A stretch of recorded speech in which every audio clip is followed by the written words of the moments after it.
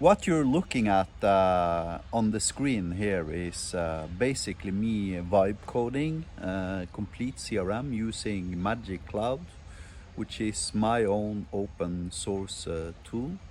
And it took me about 5 minutes in total. The system, I told the system I need a CRM system. And Magic came back and asked me questions such as what vertical am I in, what data do I want to associate with accounts, etc., etc. And I told it I was an outsourcing company and I needed to track clients, projects, and tasks. And the system produced everything for me 100% autonomously, approximately around, a couple of thousand lines of code in 5 minutes. The inference costs, I don't know the exact inference costs, but we're talking about, maybe some 40 to 100,000 input tokens and maybe some 4,000 output tokens.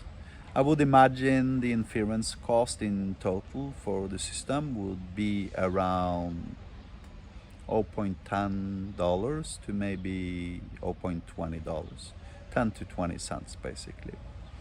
So using our Hyper Lambda generator, which is a proprietary LLM, which I've spent more than 1 year now in total building and fine-tuning.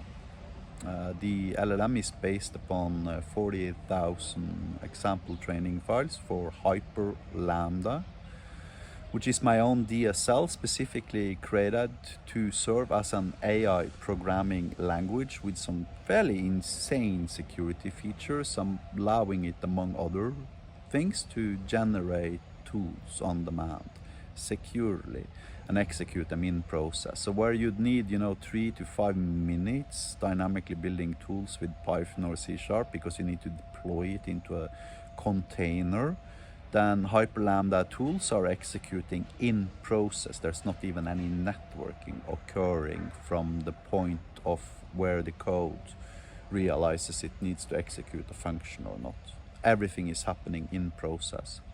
Hyperlambda is approximately 20 to 50 times faster than Python.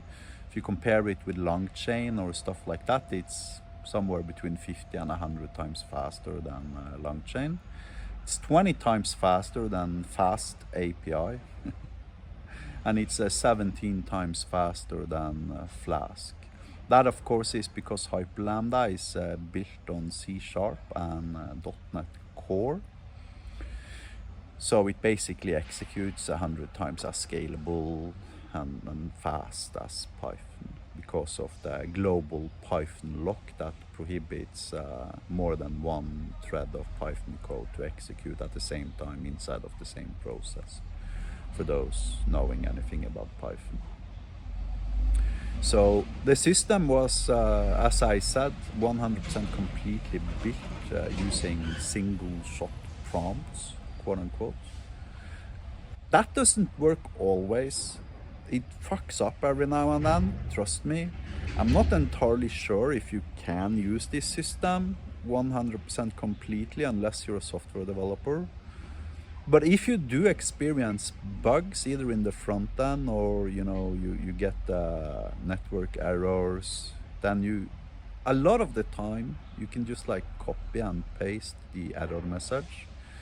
If you get the server-side errors, then you will find those in misc/log, and you can sometimes copy and paste the server-side message into the LLM, which will help it understand where the bug is.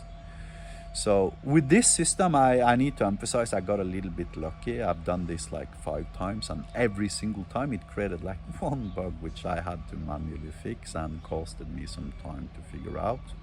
But with this particular system, I was lucky, and it just created everything and wired up everything 100% perfectly. I am extending on the LLM and the system every single day. I'm not shitting you. If you tried this a week ago, you need to try it again because it's 10 times as stable now. Among other things, I've been upgrading from GPT-5 to GPT 5.2. and I've turned on reasoning to medium slash low level, which basically makes it 10 times higher quality when it comes to avoiding making malicious or bad changes to the code. So if you ask it to modify some things now, then it will actually modify it instead of just like deleting everything it had before in that particular code file and overwrite it with new code.